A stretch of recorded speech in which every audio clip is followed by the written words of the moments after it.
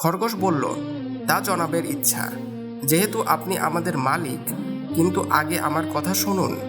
আমি সকল পশুর পক্ষ থেকে এই সংবাদ নিয়ে এসেছি যে ভবিষ্যতে আমাদের আপনার অঙ্গীকার পূরণ করা সম্ভব হবে না, কেননা বনে আরেকটি শক্তিশালী সিংহ এসে হাজির হয়েছে, যে আপনার নির্ধারিত আহার খেয়ে ফেলে। আজ আমি আপনার আহারের জন্য আমার ভাইকে নিয়ে আসছিলাম, কিন্তু আপনার আহার সে সিংহ ছিনিয়ে নিয়ে গেছে। যদি প্রত্যাহ এরূপ হয় তবে আমরা অঙ্গীকার কিভাবে পূর্ণ করব? সিংহ কথাগুলো শুনে অত্যন্ত রাগান্বিত হয়ে বলল, বল, সে সিংহ কোথায়? তাকে মজাটা দেখিয়ে দেব। খরগোশ বলল, জাহাপনা, চলুন। খরগোশ সিংহকে নিয়ে এক কূপের নিকট গিয়ে বলল, সে ফাজিলটি এই কূপে আছে। সিংহ উঁকি দিয়ে দেখল, বাস্তবেই কূপের মধ্যে একটি সিংহ ও একটি খরগোশ দেখা যাচ্ছে।